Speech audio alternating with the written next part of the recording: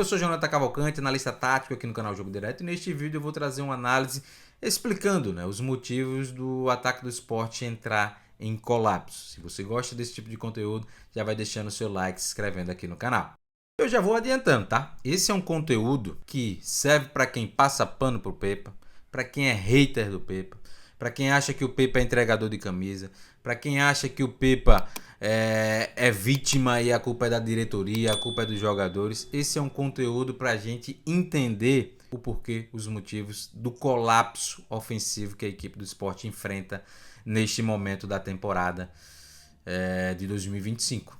Eu acho que tem alguns detalhes muito interessantes que eu vou trazer com dados, mas também vou trazer o elemento do jogo, o vídeo, o que é que a gente observa no campo. O campo fala e os dados também a gente pode utilizar esses dois mundos para trazer esse problema à tona do colapso no ataque rubro-negro.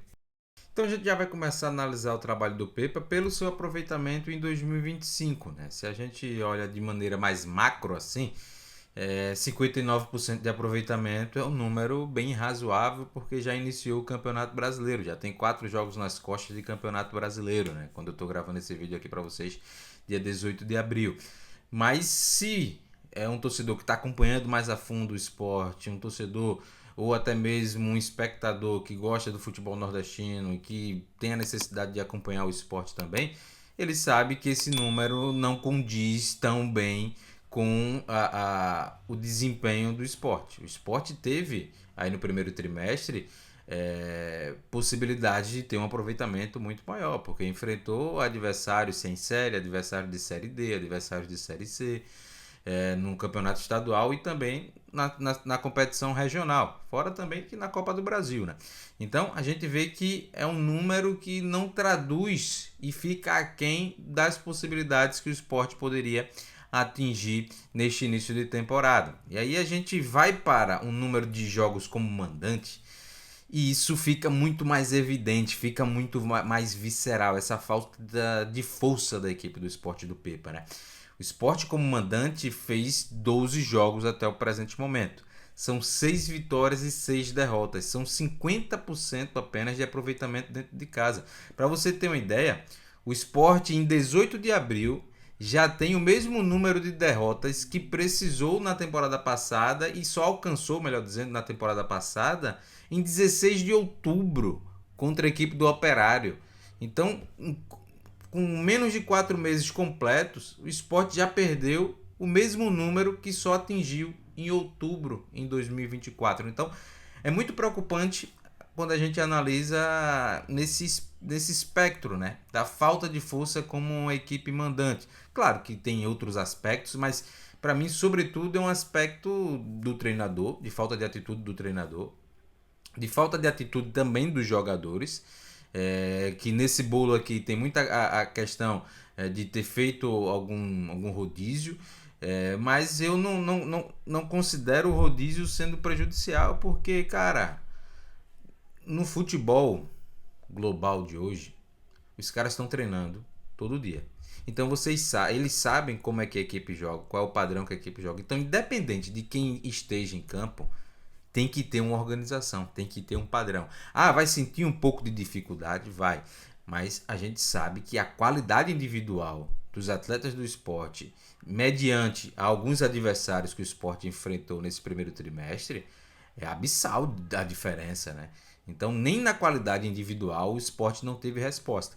Então, a gente já começa a ter esse primeiro impacto na falta de força como mandante, que isso é um fator preponderante, por exemplo, para a manutenção na Série A do Campeonato Brasileiro. Se você não é um bom mandante, você dificilmente consegue se manter na Série A do Campeonato Brasileiro. E aí a gente vai se aprofundar um pouco mais. A gente vai entrar aqui, por exemplo, no principal problema que eu vou tratar hoje, que é a questão do ataque em colapso, né? E a gente vai entender como é que a equipe do esporte constrói, como é que a equipe busca se comportar dentro de campo. A gente tem aqui os 23 jogos que o Sport realizou na temporada. E a gente observa que é uma equipe que poucas vezes trocou passes além dos 600. Então foram jogos pontuais. Na estreia, por exemplo, do Pepa, da equipe profissional contra a equipe do Ferroviário, jogando lá no PV. Contra o Náutico, sofreu um gol cedo e aí a necessidade levou o Sport a ter mais a posse de bola, a ter mais domínio. E no jogo contra o Altos, também o mesmo contexto. Tomou um gol cedo de pênalti e aí teve que buscar, teve que ter mais domínio. Nos outros jogos, a equipe oscilou ali entre 500 e 400, que é o natural da equipe. A gente vê que nas menores médias, quando a equipe não atingiu nem 400 trocas de passes, a gente vai ver que o Sport fez bons jogos, 331 passes. A gente vê que o Sport fez um jogaço, que é o jogo da volta contra o Santa Cruz, muitas chances reais de gol e pouca conversão. Fez um bom jogo contra a equipe do São Paulo, teve 2 chances claras de gol, uma com o Pablo e outra com o Leno Lobato. Fez um bom jogo contra a equipe do Palmeiras, 357 passes. E aí você vem ali, ó, contra o Vasco, também fez um bom jogo, mas 465, o que demonstra que é uma equipe que não é tão, vamos dizer assim, uma equipe que tem grandes intervalos de posse de bola, de troca de passes, uma equipe que prioriza a troca de passes, a circulação, e não é também uma equipe tão vertical que troca poucos passes e quase não dá para ver a organização, né? Porque tem muita impressão do torcedor do Sport que é a equipe que só joga bola longa e cruzamento. Também tem alguns momentos que isso acontece, mas isso não é a tônica, né? O Sport tem alguma diversidade e dá pra gente ver, e vou também trazer em vídeo aqui. E tem uma média de 479 trocas de passes por jogo. Então a gente vê que é uma equipe que busca equilibrar momentos de troca de passes mais longas, momentos de ser um pouco mais objetivo, de ser um pouco mais vertical. E a gente observa que nas finalizações, nesse âmbito mais geral, a gente está começando a analisar nesse âmbito mais geral, dos 23 jogos, a gente observa que o Sport finalizou por partida, em alguns jogos, uma média bem alta, né? Uma média, por exemplo, acima de 20 finalizações. Jogo contra o Jaguar, a equipe conseguiu uma vitória por 4-1. Acho que foi o melhor primeiro tempo ali da equipe do Sport naquele recorte de temporada. Aí depois vem contra o Náutico, 23 finalizações. Contra o Decisão, 34 finalizações. Contra a equipe do Altos, 26. E contra o Bragantino, 21. E aí esses jogos que a gente está trazendo aqui, que o Sport superou o número de 20 finalizações, ele tem um indício muito frequente, assim, que chama muita atenção. Com exceção do jogo do Jaguar, que o Sport teve uma imposição desde o primeiro minuto e conseguiu converter as chances em gols, e ao longo do segundo tempo isso teve uma queda, mas a equipe conseguiu no primeiro tempo já matar o jogo. No jogo contra o Náutico, sofre um gol cedo e aí tem volume, tem muitas trocas de passes e falta de efetividade. No jogo contra o Decisão, um cenário muito similar. Apesar de que o Sport venceu esse jogo por 3-0, mas o primeiro tempo do Sport foi um primeiro tempo pífio. E aí a gente vai para um segundo tempo, o Sport tendo muito volume, o Sport tendo finalizações, mas uma baixa conversão. E aí a gente vê 34 finalizações para poder fazer 3 gols. É praticamente um gol a cada 10 finalizações. É um quantitativo exorbitante, né? Contra o Altos, 26 finalizações. A equipe também sofre o gol cedo, tem mais volume, tem mais posse de bola, finaliza e não converte. O mesmo aconteceu mais recentemente contra a equipe do Bragantino no segundo tempo. A equipe voltou melhor com volume, finalizações e pouca conversão. Mas na média, é um Sport que finaliza 16 dá 16 chutes a gol, né? Em outros momentos a gente viu também um Sport que finalizou pouco. E a gente observa que em alguns cenários esse finalizar pouco demonstrou uma incapacidade da equipe saber lidar com o cenário. Por exemplo, contra o Santa Cruz, uma equipe que sofreu na primeira fase ainda do Pernambucano, teve muita dificuldade, por exemplo, de sair da marcação encaixada com perseguições médias e longas do Santa Cruz. Então, aqui foi uma equipe que não conseguiu, não teve força para se livrar da marcação do Santa Cruz. Contra o Souza, num campo totalmente atípico, venceu o jogo e deu 4 finalizações. Aqui a gente mostra o lado oposto, né? A efetividade extrema da equipe. A equipe finalizou 4 vezes e guardou 2. Uma média de 50% de conversão, né? Então, algo que poderia ser primado. Contra o Vitória, apenas 5 finalizações durante todo o jogo, e a gente viu que foi um cenário muito, muito ruim. Contra o São Paulo e contra o Palmeiras também foram números abaixo de 10, mas o cenário já é diferente. Contra São Paulo teve 2 chances claras de gol, então foi uma equipe muito mais efetiva, uma equipe que buscou e criou chances reais de gol. Contra o Palmeiras também teve possibilidades, mas faltou um melhor capricho na finalização. E aí a gente vai se aprofundando.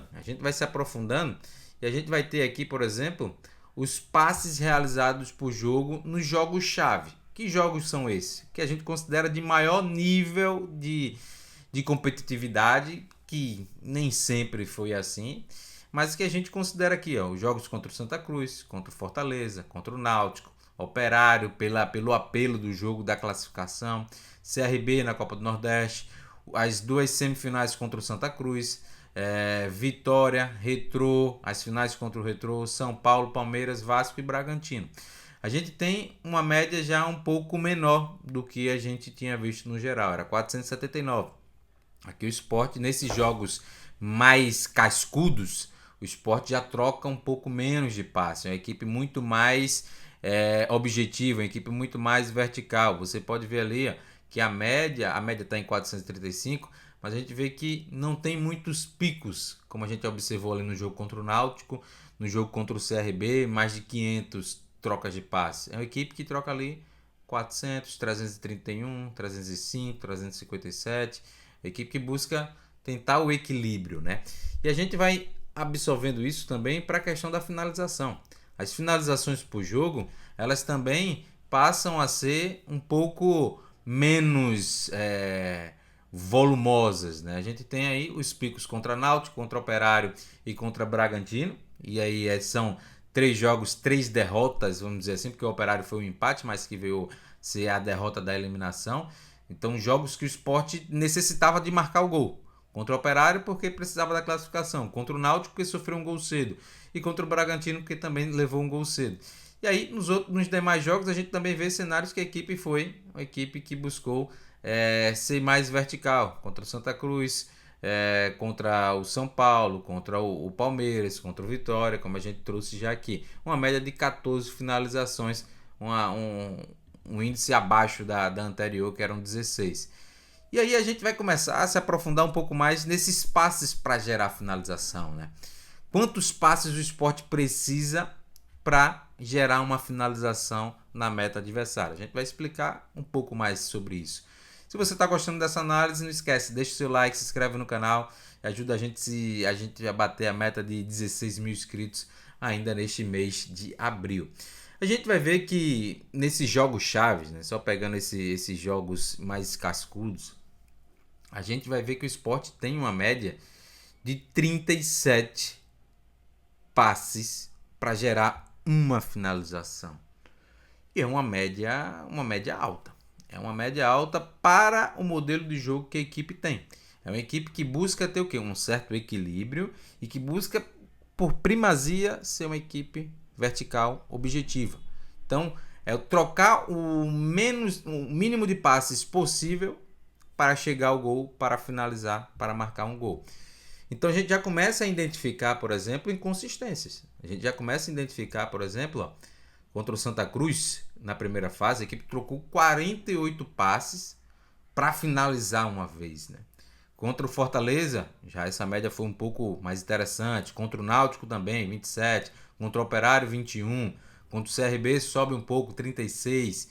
Contra o Santa Cruz, nas semifinais, foi algo maravilhoso, né? 20, 19, a equipe trocando poucos passes e conseguindo ser agressiva. E isso a gente observou na partida, né? Contra o Vitória, é um número exorbitante. É impressionante. A equipe precisou trocar 94 passes para gerar uma mísera finalização. Então a gente vai vendo algumas inconsistências, né? Nas finais contra o Retrô, 36 e 28. Contra São Paulo e Palmeiras, 38 e 39. Vasco e Bragantino, a gente tem um número menor, 26 e 23, porque o Sport teve domínio, o Sport teve volume e teve finalização. Então a gente vê que é uma equipe que ainda oscila bastante. É uma equipe que não tem uma maturidade, não tem um DNA pronto, né? E isso vai ficando cada vez mais escancarado quando a gente vai se aprofundando. E a gente sai dos dados para ir ao campo, ver na prática o que acontece nos jogos do esporte. A gente vê que é uma equipe que troca essa bola de corredor, busca colocar muita gente no setor da bola, criar situações de superioridade numérica, triangulações, mas gira, entra na grande área, como a gente vai perceber, ó, cria situações de 3-2, tem conceito, de novo 4-2, mas não finaliza. 18 passes trocados, mais de 1 minuto de posse de bola e a equipe não conseguiu converter esse domínio, esse volume em gols. De novo, contra o Palmeiras, a equipe que consegue ganhar as disputas de primeira e segunda bola, a equipe que está muito bem compacta nesse jogo, criando superioridade numérica no setor do meio campo contra a equipe do Palmeiras de Abel Ferreira, conseguiu ganhar o duelo Rivera, aí tem a posse de bola, vai tirar essa bola da zona pressionante e vai tentar avançar. O time do Sport avançando, já buscando criar algumas dinâmicas, encontrando o Lucas Lima, passe vertical, tenta objetividade, não consegue, volta, tenta agora criar a situação de superioridade numérica pelo lado. A gente vê que o Palmeiras está com um corredor bem denso, a equipe ainda força, cria a superioridade qualitativa, entra na grande área, não finaliza. Contra o Retrô na final do Campeonato Pernambucano, a gente viu isso de novo. O time do Sport bem organizado, fazendo uma saída de 3 ali, até com o goleiro Kaique França, atraindo a equipe do Retrô para o seu próprio campo. E a gente vê aí 4 jogadores do Retrô, o time do Sport fazendo essa saída mais sustentada, com os 4 jogadores de defesa mais os 2 volantes. E aí a equipe consegue envolver, consegue quebrar a pressão da equipe do Retrô. Olha como o Retrô tenta encaixar a marcação e o talento individual, as dinâmicas de troca de passe da equipe do Sport, consegue quebrar a pressão, inverter essa bola para o lado menos denso, ou seja, menos povoado, e rapidamente, com um passe do Rivera, já deixa 6 jogadores da equipe do Retrô para trás. E aí era um objetivo da equipe do Sport, atrair para atacar. E aí você tem uma situação de 6 contra 5. Só que, de novo, o time não aproveita a vantagem construída e não consegue finalizar a jogada e perde mais uma boa chance. Então é uma equipe que, como a gente pode ver, não só estatisticamente é uma equipe que troca muitos passes e que não consegue converter em gols, como a gente vê isso no campo, na prática, que é uma equipe que não consegue aproveitar as vantagens que cria durante os duelos. A gente vai trazer aqui para vocês uma síntese do que tem sido esse esporte do Pepa em 2025. Uma equipe, por exemplo, que, no geral, quando a gente considera aqueles jogos contra Jaguar, contra a Decisão, jogos que contra Motoclube, jogos que não tem apelo, a equipe tinha uma média, por exemplo, de 9 finalizações para gerar um gol. Então era uma equipe que conseguia ser bastante efetiva, né? Uma equipe que ainda que pese um número assim 9, o cara olha assim, mas é um número que está dentro da média nacional. Mas quando você vai para os jogos mais cascudos, entre aspas, essa média sobe assustadoramente e o Sport agora passa a precisar de 15 finalizações para marcar um gol. Já é um número muito exorbitante.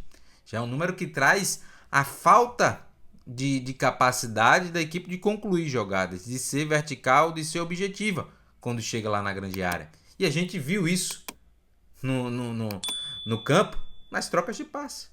Nos jogos contra Vasco, contra Bragantino. A gente mostrou agora em vídeo. E a gente vai vendo isso, passes para finalizar. No escopo maior de 23 jogos, 29 passes para finalizar. No escopo menor, mais reduzido, dos jogos cascudos, passou a 37. A necessidade de 37 passes, troca de passes para finalizar uma jogada. É um número alto. Quando você vai para os pontos conquistados, deixa eu pular os pontos. Passes para marcar um gol.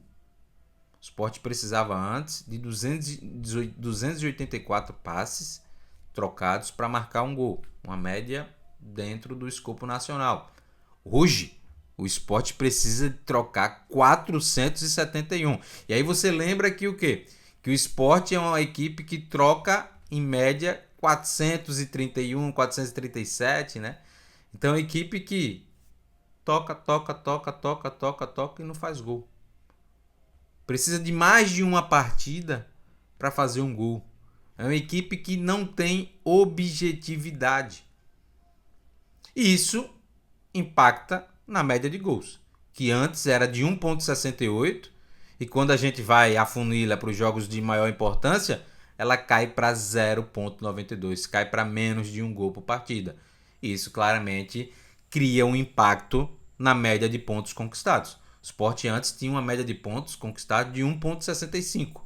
Hoje é de 0,39. Então a gente vai ver que o trabalho do Pepa ele está evoluindo. O trabalho de Pepa está entrando em colapso, está entrando em crise. Por quê? Porque não faz gol. Porque não é só chutar. É converter as chances que tem em gol. É uma equipe que não chuta e uma equipe que, quando tem a possibilidade de chutar, tem baixíssima conversão em gol. E isso fica muito claro aqui, ó. Olha como é impactante os números que eu vou trazer para vocês, os resultados absolutos. O Sport teve um aumento de cerca de 40% na troca de passes para marcar um gol. Aquilo que eu trouxe. Então o Sport precisa agora trocar muito mais passes para gerar um gol. Dado muito preocupante. O Sport precisa agora de 60% mais finalizações para marcar um gol. É uma equipe que já tem muita dificuldade em solucionar os problemas do último terço de finalizar a jogada. Hoje precisa de 60% mais força, ímpeto para poder converter as chances em gol. A média de gols caiu 18%. A efetividade para transformar as finalizações em gol diminuiu 40%. Os pontos conquistados caiu 76%. Então é um cenário muito, muito preocupante. O cenário que o trabalho do Pepa se encontra nesse momento da temporada, no dia 18 de abril. Então por isso eu vejo que é um cenário muito, muito claro. O trabalho do Pepa estagnou. O trabalho do Pepa não consegue, bateu no teto. O trabalho do Pepa não consegue solucionar os problemas que a equipe tem no último terço. É uma equipe que, tem uma organização, tem possibilidade de sair curto, de sair longo, que entra no último terço de algumas formas. Não é só cruzamento. A gente tem que sair também desse... é só cruzamento. Não é só cruzamento. Tem algumas possibilidades que finalizam, que chegam no último terço e saem com cruzamento, porque 80% dos gols do mundo saem de cruzamento. E no esporte não vai ser diferente. Mas, em muitos momentos, a gente vê que os cruzamentos são feitos de forma... de qualquer jeito. É sacudindo a bola na área. Até da maneira que quando a equipe troca, roda, passa, e a equipe não tem finalização. Falta finalização. Falta conversão em gols. E eu vejo que o trabalho do Pepa hoje, ele se sustenta, se ancora única e exclusivamente na possibilidade do Gonçalo Paciência, que ainda não estreou na Série A, o português, de marcar mais de 10 gols na Série A. De converter as chances que o Sport tem em gol. Só dessa forma o trabalho do Pepa vai entrar nos trilhos. Vai ganhar sobrevida e o Sport pode ter uma vida mais longa na Série A. Mas a gente está realmente acreditando em Saci Pererê, mula sem cabeça, porque a gente também tem que trazer a realidade. O Paciência é um jogador que está acostumado ao futebol europeu.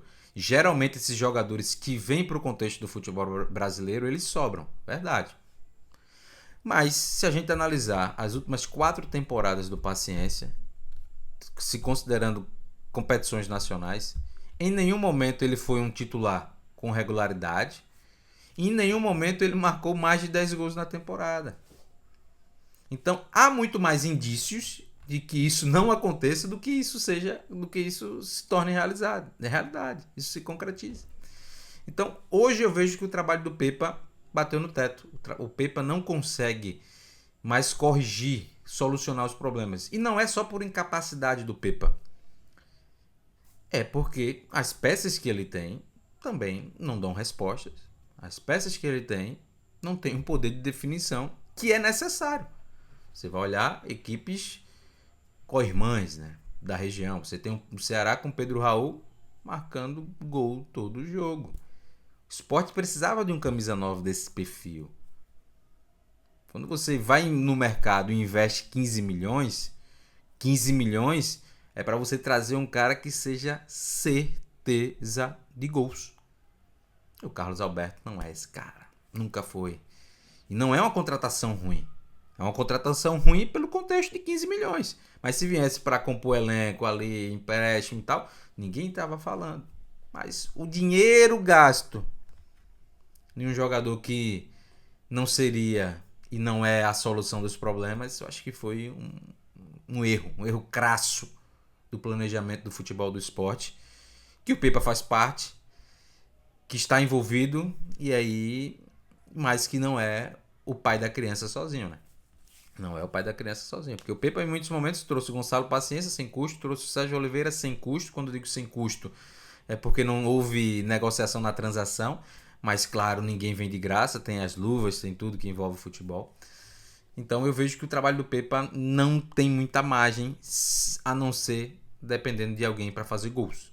Se não surgir no elenco do esporte alguém que faça gols, que resolva o jogo, o trabalho do Pepa já atingiu o teto, já atingiu o seu limite e não vai acontecer mais nada de diferente daqui para frente. Eu acho muito, muito improvável que, se não acontecer esse tipo de cenário de ter um jogador com capacidade de conversão, o trabalho ter uma continuidade, o trabalho ter uma mudança de rota rápida.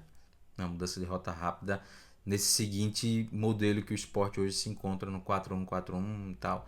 Então acho que o trabalho do Pepa tá batendo no limite. Vamos ver o jogo contra o Corinthians, vamos ver os próximos jogos que o Pepa vai ter, se ele vai conseguir encontrar soluções, se ele vai ter um jogador com essa capacidade. Se não, de fato, o Pepa vai estar muito próximo de encerrar o seu ciclo com a camisa do esporte. E aí, torcedor do esporte, gostou desse vídeo? Então não esquece, deixa o like, se inscreve no canal, ajuda a gente a bater a meta de 16 mil inscritos e, como sugestão, vou deixar 2 vídeos para que vocês possam maratonar aqui no canal do Jogo Direto.